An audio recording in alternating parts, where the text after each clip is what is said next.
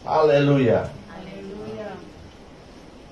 Saya akan menyampaikan berita yang tentu saja kita juga sudah memahami, mengenal, tapi lebih mendalami maknanya. Menjadi sahabat Allah. Sesuatu yang sukar sebenarnya untuk kita bisa renungkan dan pikirkan. Sebab antara kita dengan Allah itu, kalau kita coba menghubungkan ya siapa kita dan siapa Allah, itu adalah terlalu jauh. Dia terlalu tinggi, kita terlalu rendah. Sedangkan kita berpikir saja menjadi sahabat gubernur, tentu saja itu adalah sesuatu yang tidak dapat kita bayangkan apakah itu bisa terjadi. Kecuali memang mungkin dari waktu kecil kita bersama-sama sampai kita sekolah dengan pejabat gubernur, itu mungkin bisa. Tapi kita dari berbagai latar belakang kehidupan, lalu kemudian kita mencoba untuk berpikir bisa bersahabat dengan Allah. Dia pencipta seruah sekalian Allah. Dia pencipta kita. Dia kudus dan mulia. Kita penuh dengan kesalahan dan dosa. Jadi adalah sesuatu yang sukar untuk diterima dengan akal sehat, bahwa saya, saudara, itu bisa menjadi sahabat Allah. Sahabat Jokowi saja itu tidak mungkin itu bisa terjadi, kecuali memang orang-orang yang memang sudah lama dengan beliau. Tapi kalau kita yang dari latar belakang yang berbeda, dari suku yang berbeda, dari tanah yang berbeda, itu adalah mustahil untuk kita bisa mengalaminya. Tetapi apa yang saya sebut sebagai sahabat Allah ini, itu sebenarnya bukan karena kita memiliki kemampuan untuk seperti melakukan pendekatan dengan Allah, tetapi itu adalah sebuah keputusan ilahi. Keputusan ilahi berdasarkan firman Tuhan, bahwa kita yang sungguh-sungguh percaya kepada Tuhan itu bisa menjadi sahabat Allah. Itu merupakan sebuah keuntungan yang sangat luar biasa bagi orang-orang yang percaya kepada Tuhan. Coba kita baca ayat yang terdapat di dalam kitab Yakobus pasal 3 ayat 23. Seorang tokoh yang bernama Abraham. Kenapa dia menjadi sahabat Allah? Kita lihat di sini catatannya. Lalu percayalah Abraham kepada Allah, maka Allah memperhitungkan hal itu kepadanya sebagai kebenaran. Karena itu Abraham disebut sahabat Allah. Jadi kalau kalimat di sini tentang Abraham percaya kepada Allah, itu tingkat kepercayaan yang dibangun oleh Abraham terhadap Allah itu sangat luar biasa. Pada waktu Allah menyampaikan sebuah keputusan untuk dia tinggalkan Ur Kasdim, tanah airnya, tanah kelahirannya, dia tidak mencoba untuk berdalih atau bertanya, kok saya harus tinggalkan tanah kelahiran saya? Dia tidak. Tetapi dia pada waktu mendengar suara Allah, dia seperti menangkap ini adalah sesuatu yang harus dia percayai keputusan Allah dan dia harus laksanakan. Dia langsung bersama-sama dengan istrinya, ya. Lalu kemudian ada pamannya juga, itu kemudian berangkat meninggalkan Ur Kasdim. Itu adalah suatu hal yang menunjukkan tentang kepercayaan. Jadi kalau kita percaya kepada Allah, kita melakukan apa yang Tuhan mintakan untuk kita lakukan. Nah, kalau kita belajar untuk melakukan seperti yang dilakukan oleh Abraham, dan itu bukan cuma ujian satu kali, tapi itu berkali-kali. Abraham dengar suara Tuhan, dia percaya. Bahkan pada waktu dia kemudian telah mendapatkan Ishak sebagai anak tunggal yang dijanjikan Allah, kemudian Allah minta supaya dia korbankan Ishak di atas bukit, dia langsung berangkat untuk melakukan apa yang Tuhan katakan. Maka itu kemudian Abraham disebut sebagai sahabat Allah. Jadi kalau kita ingin menjadi sahabat Allah, maka mari kita mendengarkan suara Tuhan dengan baik dan kemudian kita melakukannya. Jadi Tuhan yang kemudian mengangkat status kita. Ya, status kita sama seperti Abraham mendapat status yang sangat mulia dan sangat luar biasa. Itu berdasarkan kepercayaannya yang tulus dan luar biasa kepada Allah. Sebab kita tahu bahwa kemudian Abraham dikenal sebagai bapa segala orang beriman. Nah, ini adalah hal yang sangat menarik. Kalau kita mencoba membahas tentang apa itu sahabat, ya, di sini kita lihat kedekatan dengan Allah itu bergantung pada pilihan kita. Persahabatan tersebut tidak terjadi secara kebetulan. Dibutuhkan kerinduan, waktu, dan energi. Itu yang telah dilakukan oleh Abraham. Keputusan Abraham untuk percaya dan melakukan. Kenapa dia bisa melakukan hal-hal yang luar biasa? Karena kerinduannya kepada Allah itu makin menjadi-jadi. Ya, sehingga kemudian dia seiring dengan waktu yang berjalan, dia melakukan seluruh yang dikehendaki Allah. Sehingga boleh dikata, untuk bisa melakukan, dia sepertinya tidak peduli dengan hal-hal yang lain. Ya, dengan kekuatan, dengan kemampuan yang dia bisa kerjakan. Coba bayangkan, itu dari Ur Kasdim sampai ke Tanah Perjanjian, itu kalau sekarang itu dari Irak, sampai ke Yerusalem. Jauh itu, berbulan-bulan. Karena waktu itu belum ada pesawat jet, ya. Mobil pun belum ada, paling-paling unta. Nah, unta kan pelan juga jalannya, ya, dan lama. Nah, itu butuh energi dan keseriusan dan kesungguhan. Maka saya mengajak kita jemaat Tuhan, ya, seperti saudara bisa datang di sini, itu membutuhkan sebuah keputusan. Dengan cuaca yang seperti ini, ya, dan mungkin kita kurang nyaman, kurang sehat, tapi saudara tinggalkan tempat saudara. Saudara datang, memang saudara mengeluarkan energi. Kenapa? Kerinduan akan Allah yang ada di sini yang membuat kita mengambil keputusan ini dan bisa berada di sini. Berarti bahwa saudara sudah memenuhi salah satu persyaratan utama untuk kita kemudian bisa menjadi sahabat Allah. Ya. Dalam hal-hal yang berkaitan dengan bagaimana kita bisa membangun kehidupan kita supaya betul-betul menjadi sahabat Allah, yang pertama harus memilih untuk jujur terhadap Allah.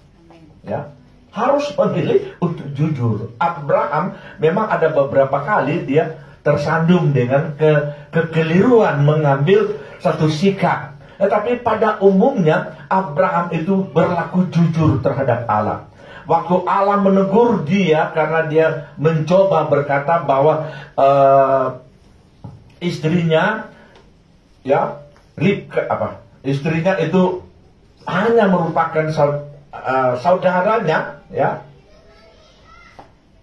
Sarainya itu adalah saudaranya pada waktu berada di daerah Mesir pada waktu itu. Maka kemudian Allah menegurnya bahwa engkau akan membuat istrimu celaka. Abraham kemudian berbalik kepada Tuhan dan memohonkan maaf sebesar-besarnya. Ini kita lihat dia diproses oleh Tuhan, sehingga dari waktu ke waktu kejujurannya itu kemudian benar-benar dapat dibuktikan. Coba kita lihat apa yang dikatakan dalam Amsal Salomo pasal 3 ayat 32. Tetapi dengan orang jujur ia bergaul erat. Amen. Dengan orang jujur, Abraham berlaku jujur, dia makin lama makin bergaul. Tentu saja kita sadar, kita sebagai manusia penuh dengan kekurangan, kealpaan, kelemahan. Tetapi untuk bisa menjadi jujur, itu adalah keputusan yang harus kita bangun dan kita ambil dalam kehidupan kita. Pada waktu-waktu awal mungkin itu mengalami kesulitan untuk terbuka kepada Tuhan. Tetapi lama-lama kalau kita belajar dengan baik apa yang Tuhan kehendaki, kita makin terbuka dengan Tuhan. Ya, saya mencatat di sini bahwa landasan utama bagi persahabatan yang lebih dalam dengan Allah adalah kejujuran sepenuhnya. Baik mengenai kesalahan-kesalahan kita maupun mengenai perasaan-perasaan kita.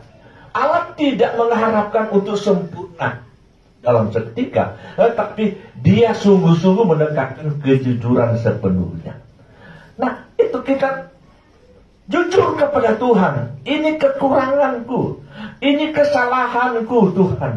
Mampukan kami untuk dapat berlaku benar dan baik. Kita jujur kepada Tuhan. Kita jangan menyembunyikan sesuatu, sebab tidak ada yang bisa disembunyikan di hadapan Tuhan Allah yang maha tahu dan maha luar biasa. Yang lebih baik adalah kita terbuka saja, jujur.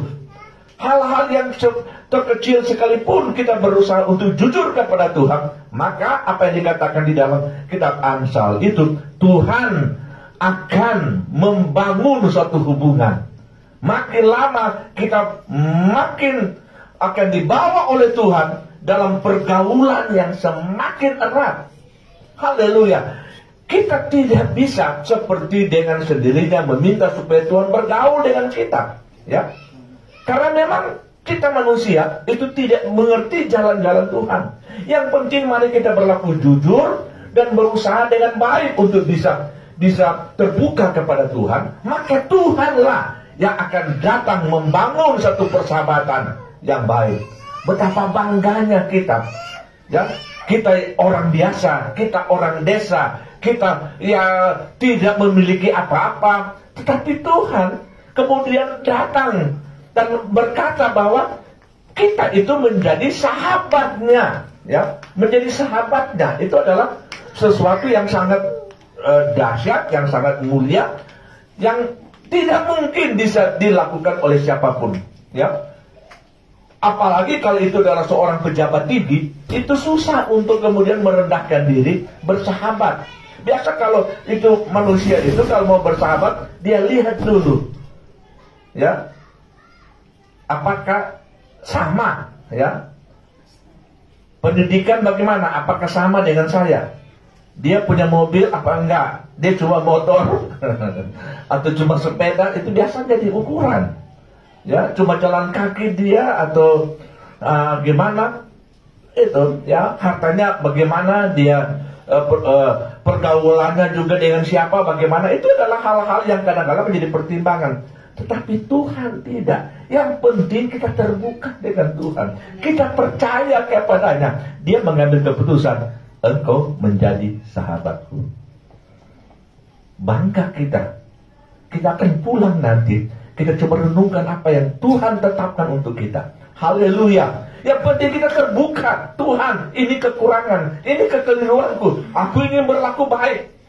Haleluya. Tuhan akan mampukan kita untuk melakukan yang terbaik, untuk hormat dan kemuliaan nama Tuhan. Kita harus sadar bahwa tidak mungkin kita dengan sekejap menjadi orang yang sangat kudus, yang sangat tulus, ya, yang sangat jujur. Pasti ada sebuah proses. Tetapi yang penting, mari kita bertindak, supaya kita akan mengalami hal yang sangat luar biasa yang Tuhan ingin kerjakan pada kita. Perhatikan bahwa Allah melayani tantangan Abraham tentang rencana menghancurkan Sodom Gomora. Dialog terbuka dan akrab terjadi. Kita ingat cerita tentang Allah sudah sangat murka terhadap kota Sodom dan Gomora karena dosa dari kota Sodom dan Gomora itu sudah sangat berat sekali.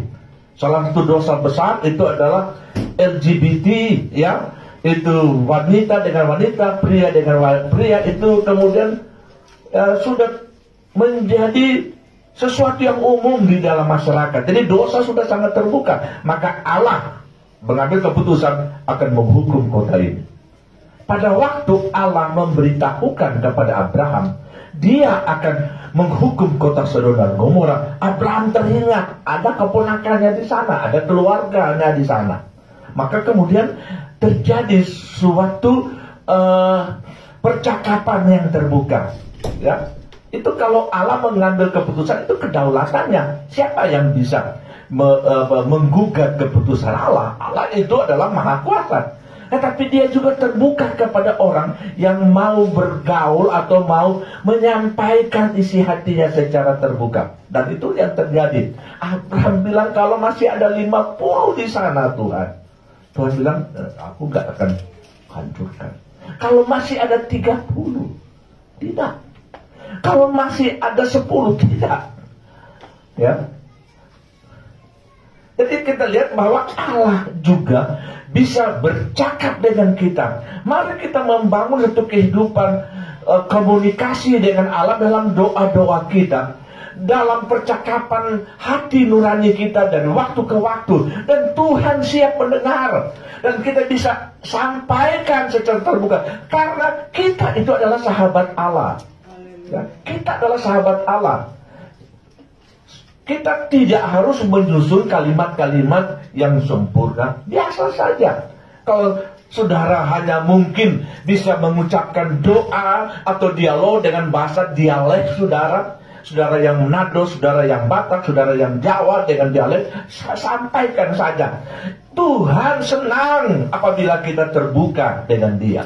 Dan itu adalah salah satu hal yang menarik sekali dalam hal persahabatan dengan Allah. Allah mendengar dengan sabar tuduhan Daud tentang ketidakadilan, pengkhianatan, dan hal yang diinginkan. Ya. Jadi Daud juga ada ketika-ketika dia menyampaikan tentang bagaimana kondisi kehidupannya sebagai seorang anak manusia, sebagai orang yang dipilih Tuhan, tapi dia dikhianati. Dia kemudian mengalami berbagai bully daripada Raja Saul dan kemudian orang-orang pendukung Saul dan sebagainya. Dia dikejar-kejar, dia sampaikan kepada Tuhan. Jadi kita lihat bahwa sebagai seorang sahabat bisa secara terbuka.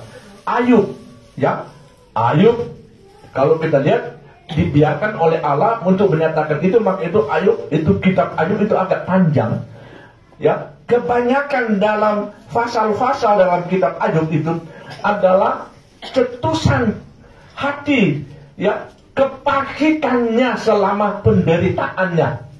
Itu yang dia sampaikan terus-menerus tentang dia, tentang istrinya, tentang sahabat-sahabatnya, dan tentang bagaimana penderitaan yang luar biasa. Dia sampaikan, dia menyampaikan, sampai pada akhirnya Allah menyatakan hal yang luar biasa.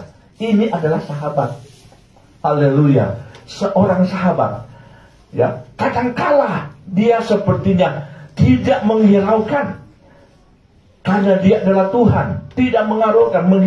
Bukan tidak menghiraukan, tapi dia melakukan atau meluaskan sesuatu yang dari hati kita. Sampaikan, ya, cetuskanlah semuanya, sampaikanlah, keluarkan, jangan ada yang disimpan dari dalam hati.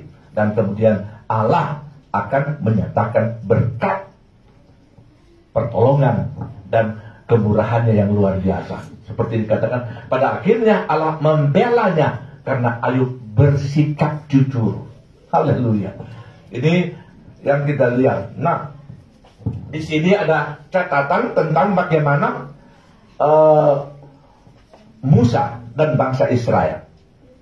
Ya, kalau dalam Keluaran 32 ayat 12, begini catatannya. Lalu berkatalah Musa kepada Tuhan, memang engkau berfirman kepadaku, suruhlah bangsa ini berangkat, tetapi engkau tidak memberitahukan kepadaku siapa yang akan kau utus bersama-sama dengan aku.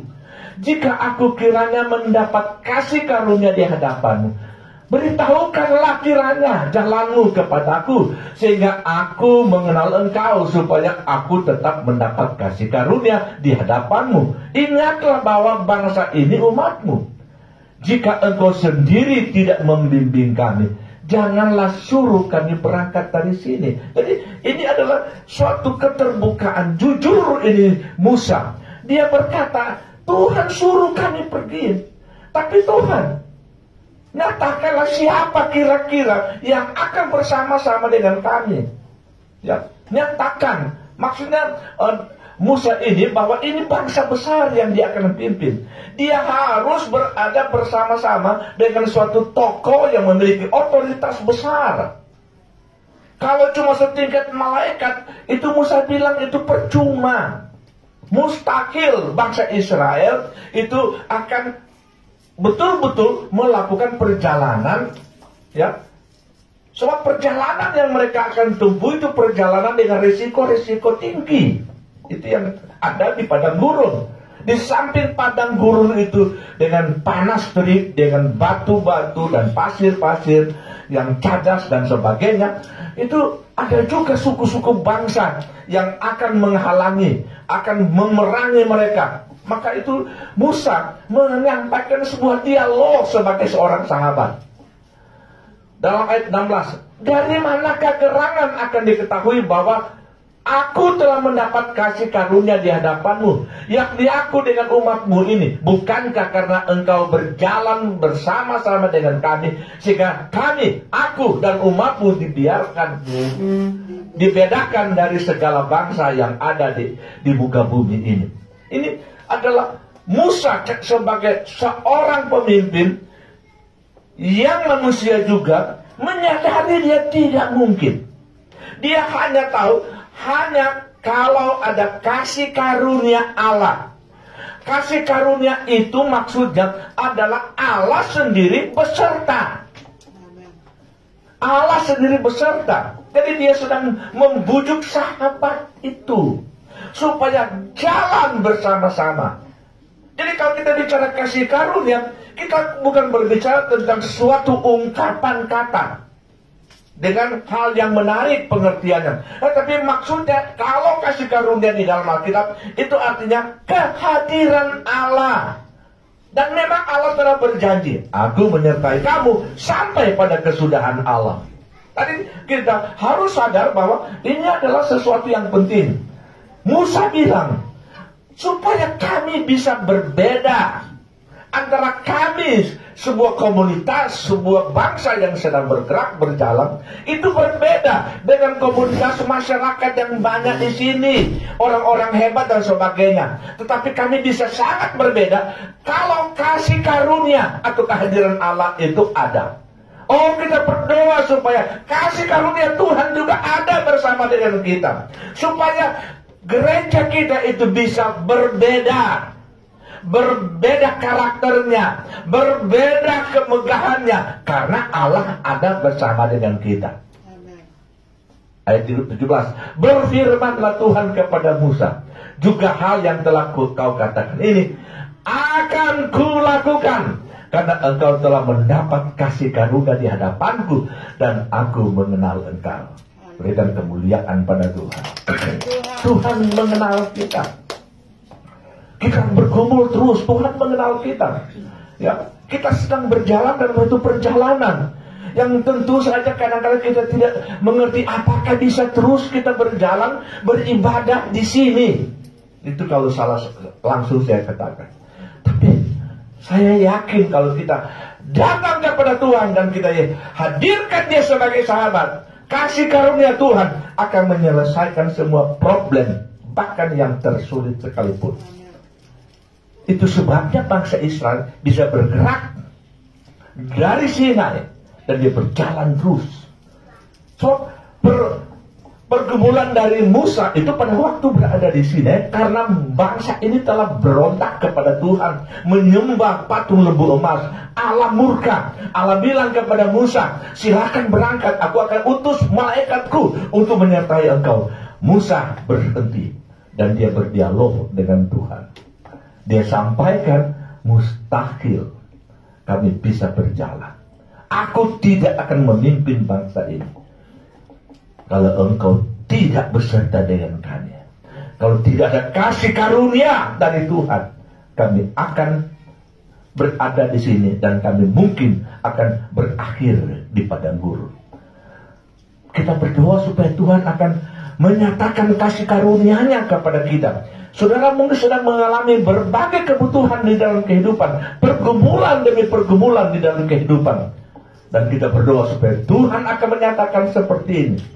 Pada ayat 17, berfirmanlah Tuhan kepada Musa atau kepada masing-masing kita, juga hal yang telah kau katakan ini akan kulakukan, karena engkau telah mendapat kasih karunia di hadapanku dan aku mengenal engkau. Kiranya Tuhan mengenal kita, ya. Dari waktu ke waktu saya sudah berpikir, makin dekat waktunya bulan Maret. Oh Tuhan, mau dari di mana ini komunitas ini? Haleluya, ya. Belum ada itu tanda-tanda terkumpulnya. Haleluya, puji Tuhan. Oh Tuhan, tidak mungkin kami akan menyelesaikan dengan kemampuan kami. Kiranya kasih karunia Tuhan turun. Kiranya Tuhan bukakan jalan dan pintu berkat. Dan kalau itu bisa Tuhan lakukan, Dia akan lakukan karena Dia melihat sahabat-sahabat ada di sini. Haleluya. Kita berdoa dan kita melakukan apa? Saya juga mau paksa saudara untuk kumpul-kumpul, susah juga. Ya. Sebab mau kumpul 600-700 juta itu 250. Ya itu sama dengan kita pikir-pikir mau ke bulan itu sebenarnya. Ya. Tapi haleluya, bangsa Israel, ya, memang Musa bilang tidak mungkin, kami tidak akan berjalan kalau Tuhan tidak beserta. Kami tidak akan bisa menyelesaikan akan apa yang menjadi pergumulan kami untuk tempat ibadah ini kalau Tuhan tidak mengirimkan kasih karunia. Kalau Tuhan tidak beracara, maka segala sesuatu itu akan benar-benar tidak bisa terjadi. Maka itu mari kita membangun hubungan supaya kita memiliki suatu tingkat hubungan sama antara Abraham dengan Allah, sama juga antara Daud dengan Allah, sama juga antara Musa dengan Allah. Kenapa mereka menjadi sahabat? Itu karena hati mereka berlaku jujur kepada Tuhan, terbuka dan berusaha untuk terus-menerus untuk benar-benar melakukan hal yang terbaik di mana Tuhan inginkan untuk mereka kerjakan dari waktu ke waktu. Segala puji bagi Tuhan. Yang kedua, ya, baru dua rupanya, harus memilih untuk menaati Allah dengan iman. Ya, memang saya kasih lama karena tadi masih masuk itu orang. Jadi biar lama, enggak apa-apa. Daripada kasihan mereka datang sudah mau kolektor, ya, jadi dua dulu. Ya, karena hujan maklum. Tapi lama-lama boleh bertindak lebih cepat. Harus memilih untuk menaati Allah dengan iman. Menaati Allah bukan cuma sekedar kita taat, tapi dengan iman. Karena kita percaya apa yang Tuhan katakan itu adalah benar, kita lakukan. Ya, ya, sahabat dalam konteks ini adalah sahabat raja. Jadi jangan kemudian kita berpikir bahwa sahabat kita satu level. Ya, sahabat memang kalau kita bicara sahabat itu sama, ya. Tapi ini adalah sahabat raja. Dia raja di atas segala raja atau dia Tuhan dan kita adalah rakyat.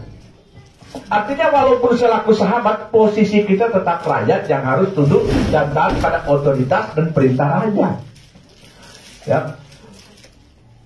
Jangan kemudian kita berpikir kita sahabat Allah, kita kemudian anggap sudah pasti itu sahabat. Dia tahu juga kok kalau kita melakukan hal-hal yang salah. Bukan begitu. Dia adalah raja, memegang otoritas, memegang hukum, yang kemudian dia ingin supaya rakyatnya, dan kita itu adalah rakyatnya juga, ya, itu harus melakukan semua ketentuan-ketentuan regulasi yang ditentukan di dalam firman Tuhan. Maka itu kita harus taat. Lakukan itu dengan benar. Ya, kita memang jadi sahabat, tapi dia itu adalah raja di atas segala raja. Dia Tuhan sekalian alam. Ya, Tuhan yang tentu saja dengan penuh kasih dia akan selalu menyertai dan menolong kita, tapi kita harus meresponinya dengan cara kita taat, kita lakukan dengan iman apapun yang dia katakan. Kita biasanya tidak, ya, menganggap ketaatan sebagai sesuatu ciri khas persahabatan. Perhatikan, Tuhan Yesus menjelaskan bahwa ketaatan adalah syarat untuk akrab dengan Allah. Jadi kita lihat ketaatan, taat karena iman. Dalam Yohanes pasal 15 ayat 14, kamu adalah sahabatku jikalau kamu berbuat apa yang kuperintahkan kepadaku. Jadi kita lihat di sini bahwa memang kita adalah sahabat Allah, tetapi sahabat Allah itu kita harus paham, dia Allah, dia pencipta semesta alam, dia raja di atas segala raja, dan kita adalah umat ciptaannya, kita adalah rakyatnya. Maka itu Tuhan berkata, kalau engkau akan menjadi sahabatku, lakukan apa yang kuperintahkan. Dan kita mencoba melakukan dari waktu ke waktu. Kalau kita melakukan dengan benar, kasih Tuhan akan tercurah pada kita, dan dia benar-benar akan melakukan apa yang terbaik untuk kita. Rasul Petrus itu beberapa kali itu diproses oleh Tuhan, ya. Pada suatu ketika setelah Yesus bangkit dari antara orang mati, dia kemudian mengambil keputusan, ya, untuk melakukan sendiri, ya, kehidupannya sebagai seorang Petrus, keluarga dan sebagainya. Maka kemudian dia pergi ke Tasik Tiberias dan mencoba untuk mendapatkan kehidupan dengan menangkap ikan sebagaimana keahliannya sebelum dia mengikut Yesus.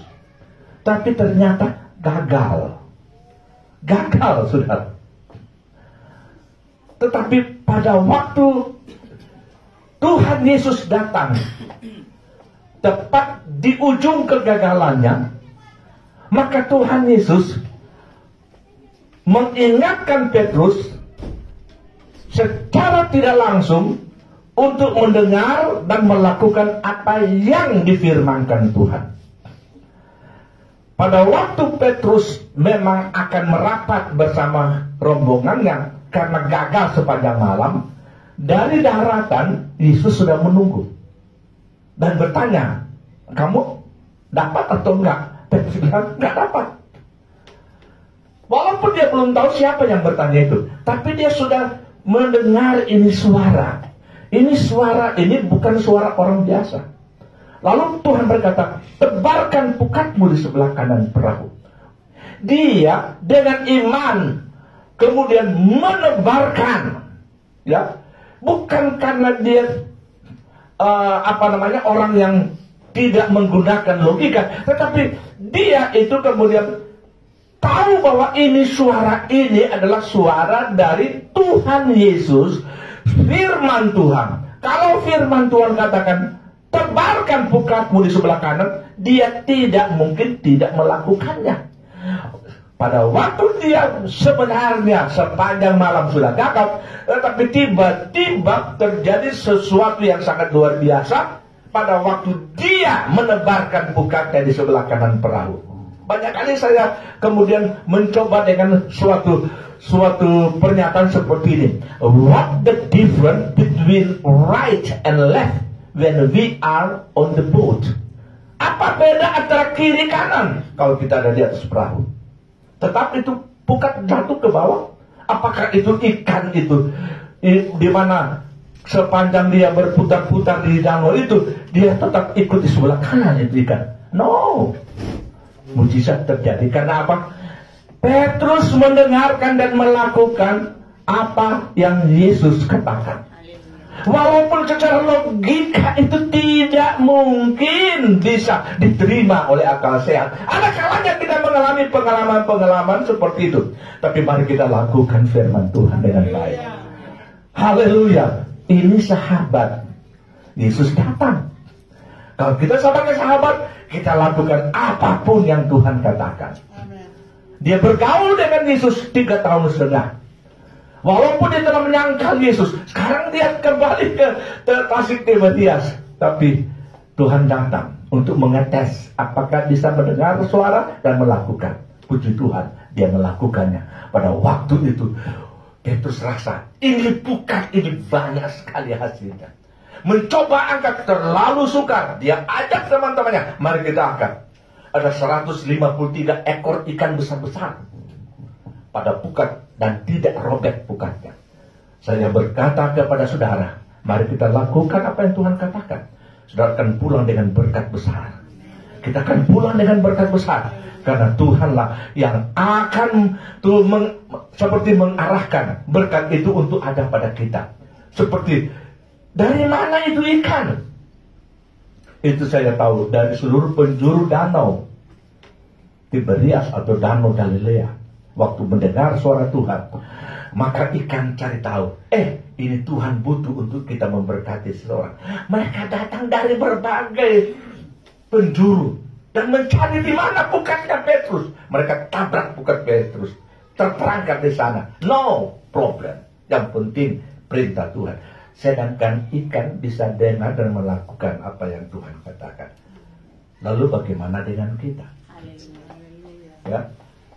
Haleluya. Puji Tuhan. Mari kita berjalan dengan benar dan melakukan firman Tuhan. Saya percaya Tuhan akan perintahkan berkatnya. Haleluya. Kita siapkan hati, siapkan tempat yang terbaik, ya. Karena ikan itu berbicara juga dengan jiwa-jiwa yang akan datang bersama-sama supaya penuhi pukat ini, jala ini, gereja ini, supaya kursi yang kosong bisa cepat diisi. Haleluya.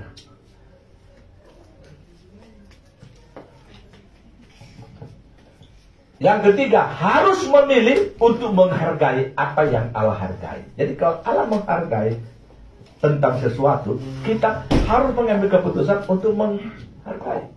Inilah yang dikerjakan oleh sahabat. Mereka peduli pada apa yang penting bagi sahabatnya. Semakin akrab kita sebagai sahabat Allah, kita akan semakin peduli terhadap hal-hal yang Allah peduli.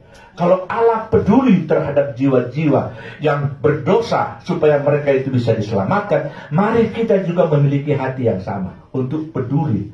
Dan untuk itu Tuhan berkata, pergilah kamu, jadikanlah sekalian bangsa itu muridku. Maka itu kita berusaha untuk dapat menjadi saksi dari yang Tuhan. Dalam Mazmur 69:10, sebab cinta untuk rumahmu menghanguskan aku, dan kata-kata yang mencela engkau telah menimpa aku. Ini pemazmur berkata begitu. Dan yang keempat, yang terakhir, harus merindukan persahabatan dengan Allah lebih daripada yang lain. Jadi mari kita membangun hubungan makin lama makin akrab dengan Allah. Dan itu menjadi yang utama, prioritas di dalam kehidupan kita. Kita mungkin akan ada di rumah, tapi mari kita mencoba untuk membuka hati, melakukan dialog dengan sang sahabat yang tentu ingin untuk mendengar keluh kesah, mendengar semua ucapan pujian kita, penyembahan kita kepadanya. Ya. Kerinduan Daud kalau kita lihat di dalam Mazmur pasal 27 ayat 4. Satu hal telah kuminta kepada Tuhan, itulah yang kuingini, diam di rumah Tuhan seumur hidupku, menyaksikan kemurahan Tuhan dan menikmati baiknya. Satu hal telah. Itu Daud seorang raja. Raja bukan raja biasa, raja yang berprestasi, raja yang hebat. Tapi satu hal yang selalu dia rindukan, untuk diam di rumah Tuhan. Karena ini juga menjadi satu kerinduan kita. Satu hal, supaya setiap kali ibadah, mari kita datang kepada Tuhan. Apapun hambatan dan tantangan, mari kita berdoa, Tuhan, aku akan berjumpa dengan Engkau sebagai sahabat. di tempat ini, di baitmu. Maka itu Daud menjadi raja yang sangat sukses dan sangat diberkati, karena dia selalu berada bersama dengan sahabat, sumber segala berkat. Haleluya. Kalau kita rajin untuk mengambil keputusan untuk datang beribadah, saya yakin Tuhan pertimbangkan dan perhitungkan itu, dan Tuhan akan menyelesaikan semua problem dan persoalan, bahkan kebutuhan yang kita butuhkan dari waktu ke waktu. Dalam Filipi 3:10, yang kukehendaki ialah mengenal Dia dan kuasa kebangkitannya dan persekutuan dalam penderitaannya, di mana aku menjadi serupa dengan Dia di dalam kematiannya. Ini seorang sahabat, dia tidak peduli resiko bagaimanapun. Yesus menderita, kalau aku harus menderita karena pelayanan, oke, no problem. Tetapi yang penting aku bisa bersekutu dengan Dia.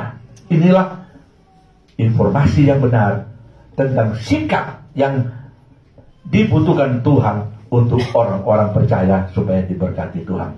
Inilah kebenaran yang saya bisa sampaikan. Mari kita berdoa. Tuhan, kami ada di hadirat-Mu, kami berdoa kiranya Tuhan akan menyatakan keajaiban pertolongan-Mu dalam kehidupan kami. Engkau tahu Tuhan akan kelemahan, kekurangan kami, tapi kami mau berlaku jujur kepada Tuhan. Tuhan, ampuni kami atas segala kekurangan, kealpaan kami. Tuhan, kami akan mengambil keputusan baik untuk merindukan, untuk benar-benar berada di dalam bait-Mu dari waktu ke waktu. Dalam setiap kesempatan kami, Tuhan diberi kesempatan untuk berbakti. Kami ingin berbakti, beribadah kepada Tuhan. Kami ingin membangun hubungan kami lebih akrab dan lebih akrab, lalu melakukan apa yang terbaik yang Tuhan perintahkan untuk kami kerjakan. Berkatilah umat Tuhan. Sebentar akan bawa korban persembahan, Tuhan akan tolong. Terima kasih Tuhan, kami bersyukur karena Tuhan baik.